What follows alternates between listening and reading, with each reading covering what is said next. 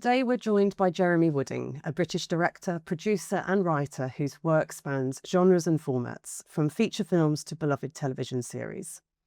Jeremy's career includes directing the cult British feature Bollywood Queen, a multicultural take on Romeo and Juliet starring James McAvoy, genre-bending films like Blood Moon and Burning Men, and television work on series such as Peep Show and The Restaurant. He's known for strong visual storytelling, genre versatility, and balancing craft with character-driven narrative, making him an exciting voice in contemporary British screen work. Today we talk directing craft, innovation, place-based storytelling, and the creative journeys that have led filmmakers from idea to screen. Please welcome Jeremy Wooding to Location Links Loud.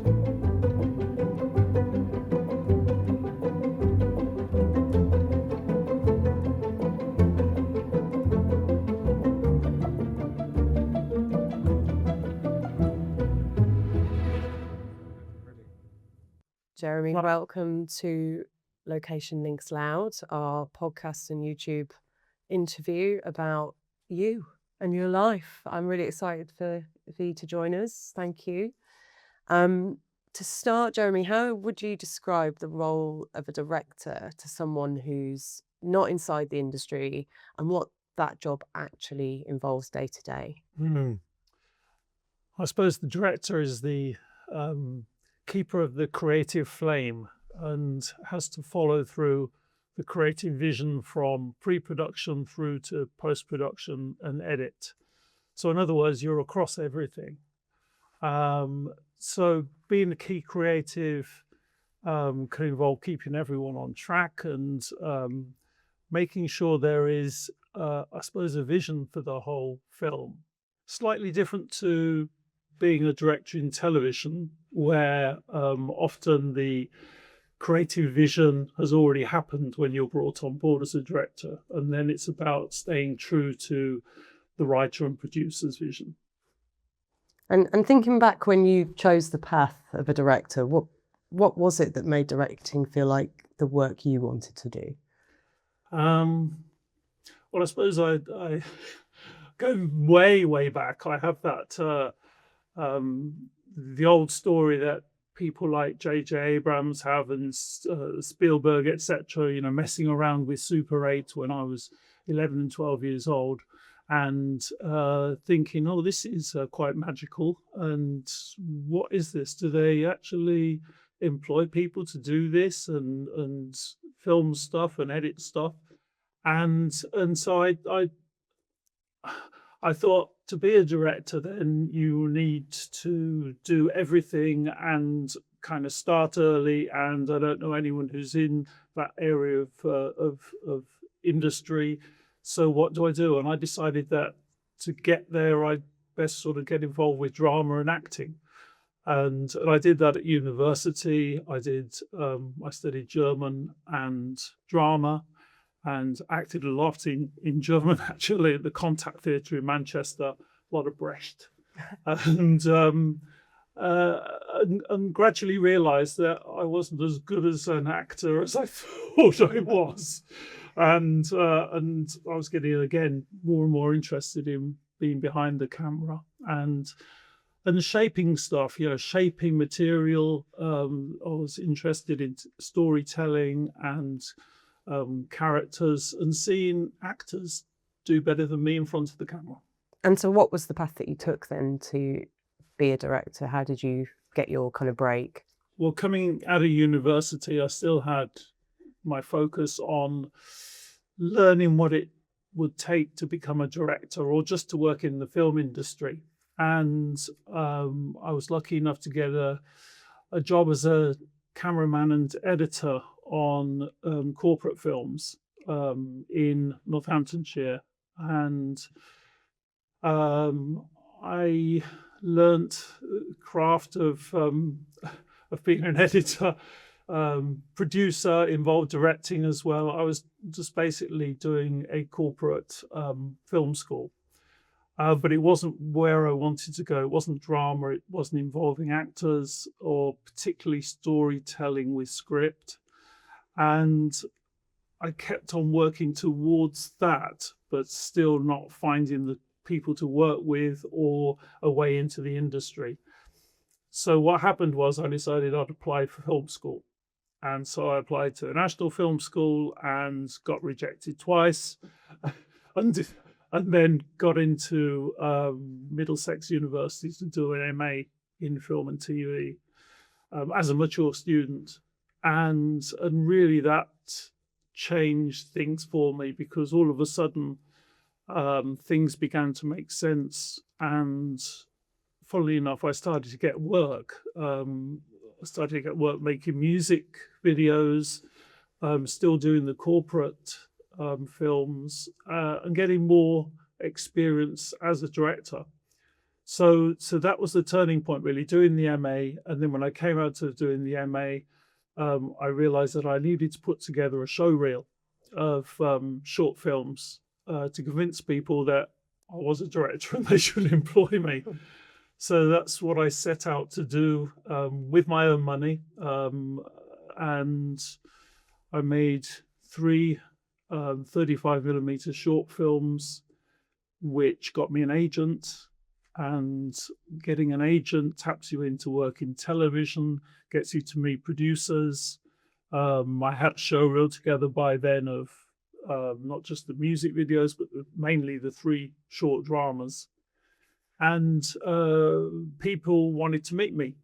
So I began to meet producers through the agent, and a producer who saw the second of my 3 short films, a short. It was a British Asian Bollywood style musical set in the East End, sort of Romeo and Juliet story. They said, well, have you thought about turning this into a feature film? And I said, well, not really, but I can talk to my co-script writer and see if we can come up with something. And he said, you've got 2 weeks, because otherwise the money's gone. But, come back with a script. So we wrote the script in 2 weeks. And, Wow. And then 6 months later, we were on the top of Christmas Common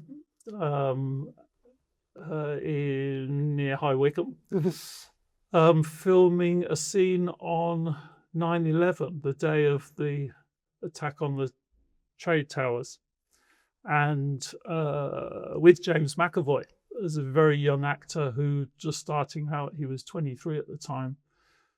And we were filming a musical sequence, and it was supposed to be a very uplifting, romantic scene. And this whole cloud had descended on the cast and crew because of this Twin Towers attack. And so I told hair and makeup truck and everybody to switch off the radios. Don't talk about this, just focus on the work. Mhm. And you can look at the news later on. And then we shot it. So this was Bollywood Queen, your first feature, and it was a kind of bold fusion of genres and culture. And how did making that film shape your approach to story and collaboration early on? I suppose writing it, myself and my co-script writer, we'd written it as a teenage drama romance. And at the time I was working for a jazz and world music magazine. And I sort of come across Indian filmy music, Bollywood, for want of another word. And just one day I woke up and said, well, that would be great to actually do a musical using Bollywood music. Because at the time I was beginning to look at Bollywood films, and they were just crazy. It was like you had such creative freedom, and you could do anything with, not just within the musical context, but you could have explosions and war and drama, and then you could throw in a song and dance sequence, and I just thought that was so out there. And so the idea of the potential then of that cinema drove me to think that I could make a similar thing work in the UK. And at the time, people didn't really know what Bollywood was. having made the short film Saurian Trainers before, which was a kind of this is the kind of thing we're going to be making film, it was easier to get people's heads around what we were going to do. And then it was just a question of getting the money together and just getting on with it.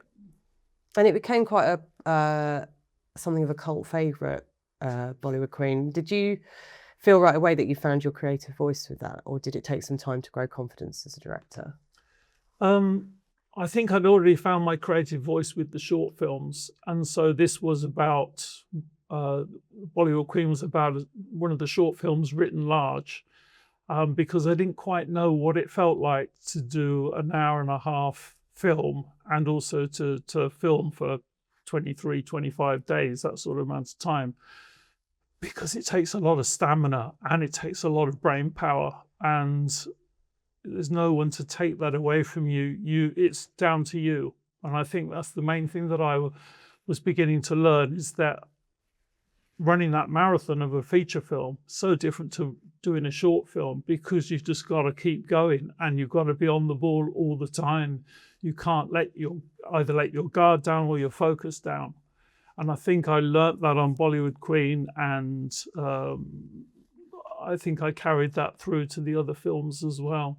I kind of knew what it felt like. And I expect you, as a director, is managing every element on a daily basis with every department's questions. How do you manage that on the day-to-day when you've got no longer got a weekend shoot, you've now got 4 or 5 weeks of filming? Well, indeed. I mean, there's a lot of pre-production meetings with heads of department, and I love all that. I love talking to whether it's the production designer, the composer, the editor, the DOP, of course, first AD.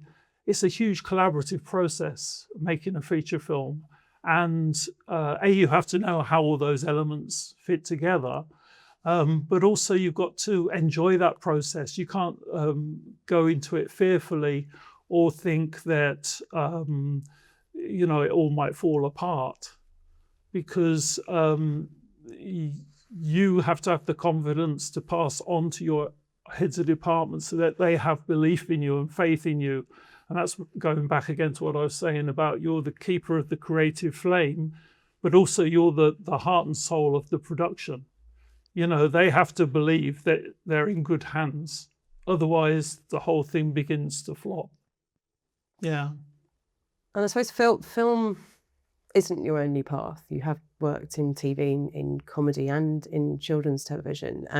But particularly you worked on Peep Show in its early life, its very first series. And this is a very different series, shown in a point of view style and a distinctive comic rhythm that launched Olivia Colman and many, many others from within it. How did that experience challenge and expand, I suppose, the directing instincts? Because it's a completely different way of thinking through the camera. Yes, and it was a strange, slightly surprising production that just came up, and the path to getting that gig was that I was let's have to backtrack a little bit. Just after making Bollywood Queen, I was doing meetings with TV directors, TV producers. I was doing meetings with TV producers, and what they had picked up on from my show reel and also from obviously other people in the industry was that I was beginning to get a reputation for doing quite visual and visually, I suppose, risky things. This mainly came on the back of having done 18 months on the series Derren Brown Mind Control, the magician who had suddenly burst on the scene on the back of that interest in David Blaine. And I'd sort of got the job to take Derren Brown's act out of the studio off stage and put it on the streets of London. Mm-hmm. and I'd met him down in Bristol, sort of knew the stuff that he was interested in, had this idea of mixing his interest in Victoriana and the Gothic with a very sort of modern, almost psychological, medical view of magic. And I wrote a little pitch for it and got the gig from Objective Productions. Andrew O'Connor was the producer. And so we shot the Derren Brown series. It was very successful. And Andrew then one day said to me, we've potentially got the chance to make a pilot of this comedy series called Peep Show. Well, it wasn't called Peep Show then, it was called POV TV. Okay. And I've got this pilot script written by two writers, Sam and Jesse, and who were with the same agent as me. That's how it sort of then came to me through my agent. And I loved it, and I said, yes, I'm on board. And Andrew said to me, well, we have no idea how we're going to make this with point of view.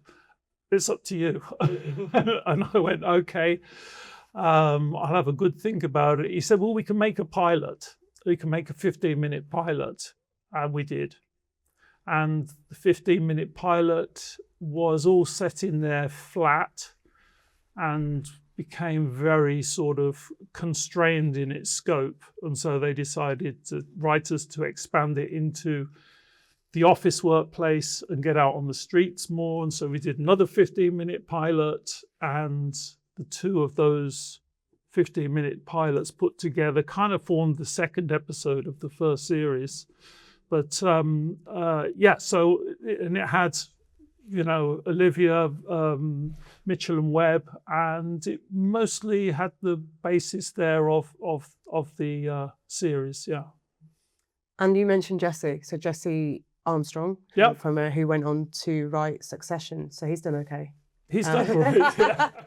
So yeah, a real grounding for some amazing careers that launched in Peep Show. And interestingly enough, with Olivia Colman, I hadn't heard of her before meeting her, but at the time she was in the West End on stage in Eugene O'Neill's Long Journey into Night with Charles Dance.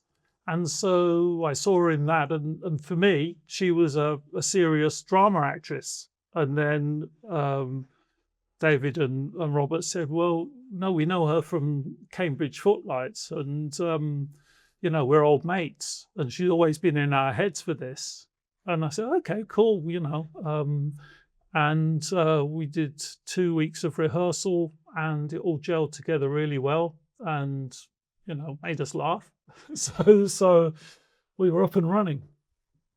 What did Peep Show teach you about performance then, with working with actors? Because it's a very different way of approaching screen acting. It was, well, what it taught me was that with the POV technique, actors have to forget all what they've learned about working with camera. So they have to learn a whole different kind of way of working, looking straight down the barrel of the lens. And so we had to do boot camp with all the actors, most the experienced ones as well as the younger ones, and just nail down what it feels like for them working like that, not to look behind the beyond the camera and at the person who's feeding them the lines, and find the sweet spot in the lens which makes it look like you're looking at somebody, looking into their eyes. But pretty much people got it quite quickly, and but the younger actors definitely quicker than the older actors, and so the going back to what I learned was is that there are always different ways of working with inexperienced and experienced actors, and you have to be able to explain that, and also again get that trust and the faith that it's going to work and that you've got their back. And I think that's the main thing, is getting actors on your side and them not questioning too much, just having faith. And that takes, a little bit of time beforehand, and also obviously on set. And just chatting to you about it, that makes me think of, when did you know it was working? Was it really only once you got to the edit? I knew it was working when we were in Riverside Studios rehearsal rooms for 2 weeks, because we taped out the whole flat, in its perfect dimensions, and then we did the whole 6 episodes in the rehearsal room, and then at the end of having rehearsed that episode, we'd sit with the writers and the producers, and there'd be questions and mostly comments about how can we make it better, was it working for you, whatever. And then there's a little bit of rewriting, but actually not very much. The scripts were pretty much as they were delivered. But that was a really nice experience, 2 weeks doing that, working with the actors. And that's sometimes a luxury, isn't it, having that amount of time of rehearsal? Particularly in television, when it's just like, okay, read through and go. So and that was down again to Andrew O'Connor, the producer. He insisted that we do that so that he could see it and so the producers could see it. But also because it's so out there, this series, it's like, well, can we at least make sure it works before we start spending money? Fair enough. No, I can appreciate that. We actually worked together many moons ago, but we probably didn't. We're in different parts of the production, because you also work in unscripted as well, not just scripted content. Yes. And we worked on a show called The Restaurant. It must be over 15 years ago. And I was production managing the restaurants. So this, just to explain the series, it was multiple restaurants around the southeast, all competing to run a restaurant, I think, from memory. Yeah. And you were directing on that as well. What was your experience like with that? Because it kind of is so far away from the scripted work. Yes. And how different is it as a director from a scripted piece to something like essentially a reality show? Yes. Well, we had, I think it was 11 producer director teams at the 11 restaurants, or maybe it was 9. I was series director on it, so it was my job to oversee all those teams and to keep the visuals, the tone of the series even, and also make sure they weren't going off doing something crazy with the material. And in fact, that was necessary because half the producer directors wanted to make an observational documentary film, and half of them wanted to make a formatted, unscripted series. So it was about bringing that in together. And although they might have shot some wonderful stuff during that time of, behind the scenes in those restaurants, it just often didn't fit in, because this series was produced by people who had produced The Apprentice. So they knew where they wanted to go with this. And it was, my job to make sure that their vision for it stayed on course. And so it was a great job. Mostly my job as a director on it was to select the music, to oversee the edit, to oversee the look of the thing, the grading and all the rest of it, just to make sure it had its own voice going on. And I suppose that's what it's the perspective and tone of a group of people that you're trying to please a lot of people as a director in that scenario. Yeah, indeed.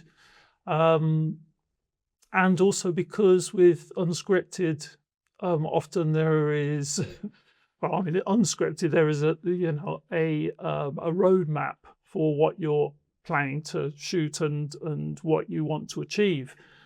But things change along the way. It shapes itself as you go along, as you know. And So you needed to be flexible to think, okay, we need to change that because that's not working, or that seems really fake, so we need to do X, Y, and Z.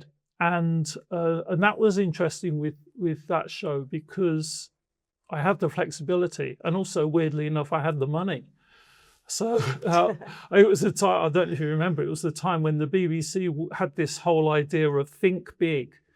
And so they were, spending money big on shows that they wanted to impress with. It was massive teams at that time. I was working in production in the BBC, and it was a time of way before Traitors. There was a project called The Murder Game as well. Right. So it was The Murder Game, the restaurant. These were massive teams. At that time, all the restaurant competitors, whatever who were competing television, were all living in a house, which seemed to be a thing at the time. Everybody needed to live in the house as well. So we were all based at the house. So I'd got the day-to-day of looking after 7 couples, or however many couples it was, living together in a mansion, going off to their restaurants in the day with all the camera kit, breaking in different places around the counties. Yeah. So I can remember, because I trained as a stage manager originally, I can remember marking up, because it was a massive country house, this indoor tennis court into sections like a stage manager's prop table. And the teams, the producing teams would come in, drop off the things that were broken, pick up because it was still tape as well at the time, pick up their new tapes, drop off the tapes that they filmed off. It was a massive operation with a massive team, hundreds of people involved. Yeah, the logistics were crazy. Yeah, and yeah, at a time when the BBC was spending big money on big shows, and it's it was an interesting job. It was quite a lot of moving parts to that as well, and also there was a studio set as well. We were doing these live studio sessions each week. I mean, it's twice a week, which was Raymond Blanc reporting back how the couples had done with their restaurants. And yes, it was quite stressful because I was directing all the studio stuff, and it was 8 camera shoot, and they were all hidden behind 2-way mirrors, and we came across the biggest problem being that no one could actually understand Raymond Blanc with his French accent. So the competitors would sort of look blankly, and we'd sort of have to go again, and the main producer would have to go in and say, okay, what we're talking about here is this, and then we'd start again. But we hadn't foreseen that because, when he starts talking about food, Raymond gets very passionate and he gets very French. Whereas when you talk to him normally, he's quite, French accented English.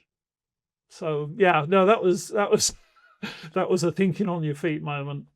Back to your film work. Your film Blood Moon blends Western, horror, and genre elements. What drew you to that kind of hybrid storytelling, and how did you tackle building its unique world? Well, firstly, that script came to me via one of the owners of Objective Productions, Michael Vine, who's also a manager. He manages Darren Brown, but also he managed a scriptwriter called Alan Whiteman. And I'd met Alan, and he said, look, I've got various scripts that I've written. Can I send you something to read? And I said, yeah, go on. As always do when people say, can I send you something? And one of the scripts was Blood Moon. And it was quite long, but I just loved the premise of it being a werewolf Western, and logistically very difficult to bring off on a budget. So I had to do a bit of thinking, what could I do with this to make it work? And firstly, cut down the script. It's a werewolf Western, so obviously the werewolf has to be in it, and think about where we're going to film it. And I knew about the spaghetti westerns being shot in Almeria area, south of Spain, and I thought, well, maybe we can film it there. So I went over there with Michael Vine, the producer, and I said, look, this could work. However, budgetary wise, we got to bring cast and crew over, and it just doesn't make sense. However, I have read about a reenactment society who have built a western town in Kent called Laredo, and it's only 20 minutes outside of Victoria, and maybe we can convince them that we could shoot our film there. So I went to the location, had a look around. They were really nice. They'd never had a movie shot there before, and there were 23 buildings that were perfectly set dressed inside and out, and it was there. It was like a studio backlot. So we offered them, a reasonable amount of money, and they said, okay, if we can be in it. And I said, yes, become extras, and they said, we've got all the gear. So it just got better. I mean, you're just saving money left, right and centre here. That's the costume paid for, locations paid for, and your supporting artists. Yeah. Did you pay them? The art direction. No, we didn't. Again, we did actually. Yes, we did. But I don't know if it was full rate, it was half day or something. But so that was a fortuitous events coming together, and thank God they said, yes, you can film here, because otherwise it just wouldn't have happened. Too expensive. Yeah. And what was, I suppose, balancing genre spectacle with actually quite a grounded character work in that film? What was that like? Well, the character work was based on the idea of a film called Stagecoach, the John Wayne movie, where it was a stagecoach full of different characters who arrive at this staging house, this bar, restaurant, whatever it was, and how you then began to get the backstories of each of those characters as they interacted. And two of our characters in Blood Moon being villains who were basically holding these other characters hostage. So it was a Western trope of being, held hostage by the outlaws, but nevertheless a lot of character work in there by each of those passengers having their own story, how they got there, and gradually those stories came out during the film. So I knew that was a solid basis there. And then on top of it, or rather around it, was the creature out there who can kill you. And so it was almost like Assault on Precinct 13. It was, you're stuck in a boarded up place, fighting for your life, and along the way stuff comes out about you, the character, and your backstory. And then Burning Men had a very different emotional texture. And what attracted you to that story, and how did you approach bringing that to the screen? Well, Burning Men again came back to wanting to make a road movie. And me being obsessed with genre and just loving cinema, really. And genre for me is just cinema. I don't see it as a problem for finding your voice as a director to love genre. I mean, you can do horror, comedy, Western, whatever. Always your own sensibility will come through. And with Burning Men, it was going to make a road movie. It should be fairly modest budget because we're going to be on the road. We're not going to be doing huge builds on sets or paying for huge locations.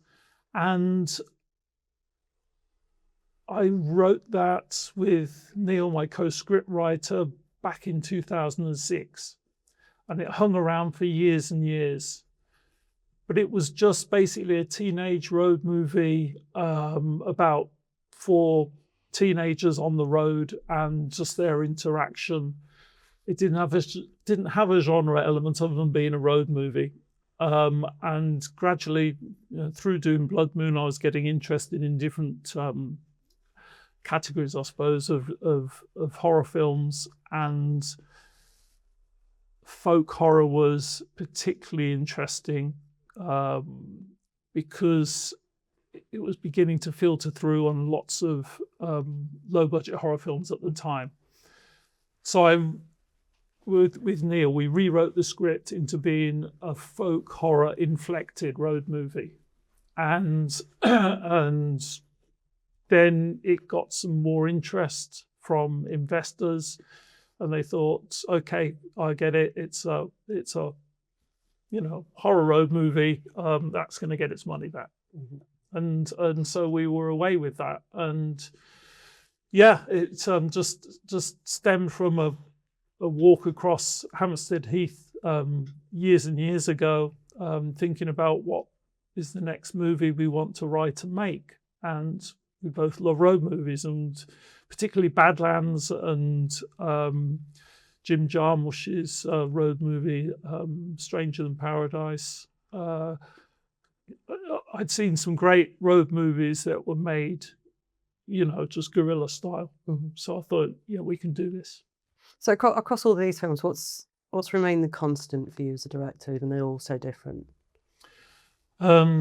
Excitement of making cinema, and the challenge of trying to make cinema which is not television, and that'll work both on a mobile phone and on the big screen.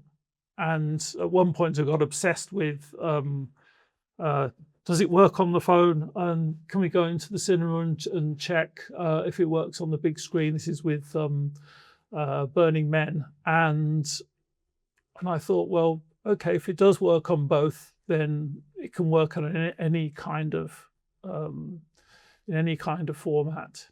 Kind of goes back to Bollywood Queen as well, because Bollywood Queen, we did a couple of screenings of Bollywood Queen projected onto a whitewashed wall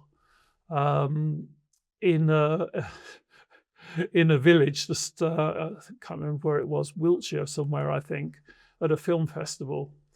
And I'd read about Indian villages doing film projections of Bollywood movies on the side of buildings, and how they would just entrance kids and families alike. And so I thought, well, if it works on the side of a building, it'll work anywhere and on any format. I love that. So how does location influence performance and kind of tone, narrative, momentum? I think obviously this is location links. We're going to get into talking about Lincolnshire as well, and your relationship with Lincolnshire, but location being centre and point in the filmmaking that you have done, what's the influence on the films? Well, location is very important to me as a springboard into visualizing the film, because I don't like working in the studio. I don't like building sets. I think the authenticity you get from locations is great. You obviously lose a certain amount of control by not having a set. But I get inspired by locations, and this kind of started out with making the short films in London, it being a London trilogy. By then, by the time I was making those, I knew London like the back of my hand. I'd been a tour guide in London for a German tour company, going around London, doing my spiel on the microphone in German, and learning. I had to learn a lot about the history and also the obviously the sights of London. So I became a bit of a London obsessive, and I realized that there were lots of stories to tell, both historically and contemporary, and that each location, wherever it was in London, had stories to tell and kind of, I suppose, visual secrets to reveal. And that for me is the essence of locations, and also the essence of why I love Lincoln as well. I came to Lincoln 3 years ago, moved to Lincoln from London, but I knew Lincoln quite well beforehand because my partner was born here, and while living in London, we used to come and stay in Lincoln, visit her family, and used to stay at the White Hart Hotel uphill. and it was an escape from London, and I kind of fell in love with the city. And from that, I suppose my imagination got sparked, and I began to think, okay, what stories has Lincoln got that we could make here? And there are lots. So I'm still as excited now about Lincoln and stories set in Lincoln as I was. Well, that's what I hope will happen in the coming years, is that the content that we're trying to increase in the county will find these stories that are unique to the county and to Lincoln as well. How do you see places like Lincolnshire playing into stories visually? What might a region like this bring to a film or television production that's not obvious at first glance? I think at first glance you realise there's a lot of space, and I love the idea that you can move around fairly easily. I mean, the road connections are pretty good overall, and it's quite reasonably cheap to shoot here, because it's fairly undiscovered. Mm-hmm. And not just Lincoln as a city, but the county, people don't really know it. So therefore, if you discover it, and a lot of people do discover it suddenly and fall in love with it, you suddenly realize that there's all this diversity of landscape, of architecture, the seaside, the flat lands, the dikes, the medieval architecture, the big houses. I mean, there's so much there to draw on, and it's not just about saying, okay, we've got a script and we'd like to go and shoot it in a big house, and there's a couple of big houses in Lincolnshire. I think it's more about on the ground thinking, okay, we're writing a script, let's get in our heads the location that we're writing for. Mm-hmm. Because I think that will produce more films and ideas for films in the future. So you've worked across some children's programming as well. With that pacing, tone, crucial, and obviously you've got a very influential audience that you're serving. How do you balance the creative intent with kind of accessing a younger audience's enthusiasm? I think it's similar with working with children. It's being in a state of play and having fun. And if you approach the program as having fun, then that will transfer onto the audience, which is kids.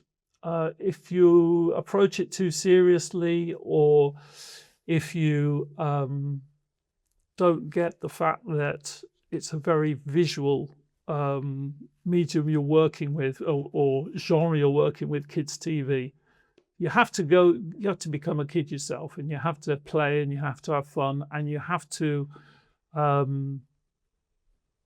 find that state you used to be in as a kid, saying, oh yes, I'd enjoy that if I was 7 or 8, or just a very instinctive kind of vibe that you begin to nurture. Yes, Dick and Dom was a spoof medieval quest series, and Dick and Dom obviously known for their zaniness in studio television. This was on location, and they were creating characters, which was them, but also it was a couple of characters who were princes who were on this medieval quest. And it was a spoof of a kind of Lord of the Rings quest. And that involved, to a certain extent, having child actors in it, Mm-hmm. but mostly it was about Dick and Dom acting. And so that was, that again involved a lot of rehearsal, but also just finding finding the tone of their acting, because I didn't want them to be like they were in the studio, unscripted zaniness.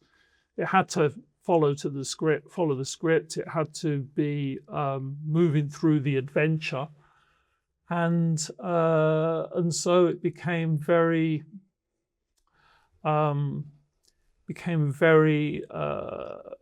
workmanlike to a certain extent. It was not messing around, getting down to the work and delivering what was quite a high page count per day. And so my job was to keep them disciplined. Mm-hmm. And also, I suppose, with the kids, you've only got a certain amount of hours with young people on camera. So did you put everything else to the end of the day with Dick and Dom, or how did you approach that? No, the kids fitted in well into the schedule because they weren't the major part of the series, as opposed to another series that I directed called Danny's House, which was 4 or 5 kids, and they just needed to again feel that they were in good hands, but also needed to not be too tense about what they were doing. So you rehearse a little bit with them, just get them comfortable in what they were doing, and I think kind of just let them go and make sure the cameras were covering it, rather than expecting too much of them as actors. Just again, a playfulness, a spontaneity was needed. How has working with kids influenced, or did it refresh your approach to working in scripted drama and film with adults? Or I suppose working with kids gives you the joy of creation back to a certain extent, without having to be too serious with serious actors, because they don't understand that. They just want to have fun and obviously deliver the lines and do what you want them to do. But that sort of fun that you have when you're at drama school or when you're acting in amateur dramatics, you're just doing it because you enjoy it. And so working with kids sort of showed me the enjoyment again of acting and creating. Okay. Looking back on your career, what has directing taught you most about yourself, both personally and professionally? Good question. I think I'm still finding that out. I think mostly it taught me persistence. Just keep on persisting, don't give up. Hope that there's another interesting project around the corner. There's another interesting collaborator to meet, and just to stay in it and keep doing stuff, whether it's big, small project or whatever. Just keep doing it and keep morale up. Really, I'm not a pessimistic person, so I naturally always think there is something else around the corner. But maintaining that through thick and thin on film production is, yes, it's kind of like going in the trenches. You have to steel yourself and have the stamina. And so I think I found the stamina over the years. And what advice would you give to someone just starting out, like, especially if they don't yet see a clear way into the industry? I think if you want to work in film and television industry, then you really need to learn as much as you can about it. I think people don't quite realize how big it is and how many different jobs there are. And I think the more you know about it, the more you know about the roles that are available, the more likely it is that you'll find the corner of the industry that either suits you or that you're really interested in. And then I think it's about moving towards that. It might be the art department. It might be you're a musician and you like music and you like sound, and sound design is suddenly a possibility. and you move towards that. So learn as much as you can about those areas and move towards it by practicing that I suppose at an entry level, which would be student films, short films, iPhone movies, whatever. Just get involved. And what excites you right now? And what are the kind of stories and genres you feel driven towards to explore? I'm interested in historical movies at the minute. I've got a World War II movie set in the Alps of Italy in 1945 that I'd really like to make. It's out for finance at the moment. It's not going very far, but we live in hope. I've got a couple of Lincoln-based movies which I'm in the process of writing, and yes, hopefully they'll progress faster than they are at the moment. So things do interest me. I suppose that the history, I'm kind of interested a lot at the moment in romantic comedies, and a romantic comedy which I kind of haven't done yet, and I think a rom-com in Lincoln would work really well. If resources were not a constraint, Yes. What kind of project would you want to make next? My dream Someone's giving project. us all the money and we can do whatever we want. It would be filming one of my favorite books, set in New York in the 1920s, written by an author called John Dos Passos, and it's called Manhattan Transfer. And it's about the growth of the modern city, particularly obviously New York, through the Jazz Age, through all the building that happened at that time with the skyscrapers. And it's 11 stories overlapping, building to quite an amazing canvas of the time and the people involved. However, recently I read that Francis Ford Coppola owns the rights to this to this book. Shows you've got good taste, though. Yes, yeah, but no, it's quite an amazing book. So if I had all the money and the clout, then I'd make that. I went down a route with I think it was a book, it was a TV series to find that Spielberg had it, and I'm like, oh yeah. Okay, can't compete with that. Well, that's the thing, you see. There are huge development departments if it's Spielberg Amblin or whatever, and they just throw money at getting intellectual property, don't they? And then you think, well, another book that I really like, by the way, is The Wasp Factory. And when I was doing my MA, I did a whole presentation about the Wasp Factory and how I would make it. And then it just sort of went off my radar. And recently I came back to it because I again found a company who had the rights to the Wasp Factory. And I had no idea why they haven't made this. Yeah. But there you go. It's, it gets sort of sitting on IP, but I suppose it's development. And if you've got the money to develop it, it will sit on the list. We'll get to it in a minute. It is. But it's a good question because... how do you not get dispirited by, finding a project or a book or whatever, and you think, oh, I really feel passionately about this. I really want to make this. You've got to sort of let that go a little bit and just go, okay, well, if it works, it works. If it doesn't, there'll be another one. Mm-hmm. So what do you think about platforms like Location Links and what we're doing here at Locations Now? Why does it matter for the region and for the creatives in Lincolnshire? Well, one of the reasons, the main reason why we're here doing this interview in this former bakery, which is now an art gallery run by Phil Bowman, who's an artist.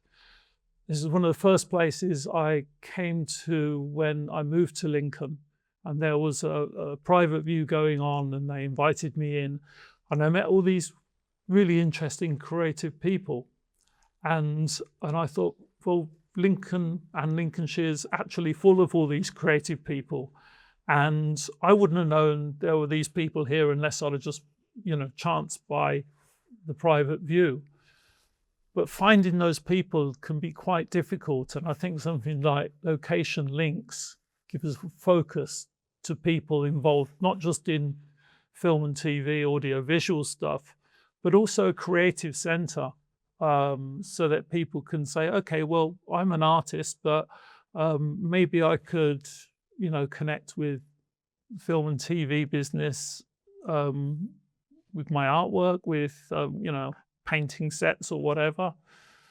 So I think it's a great focus to be able to join up the dots of creativity in Lincolnshire. And I think so. We've had a number of networking events. You were one of the very first people that I met when I was sort of trying to figure out what was going on and how I can connect with creatives in the county. And then it became this. It's become a movement now with the Creative Collective. You're an ambassador for Location Links as well.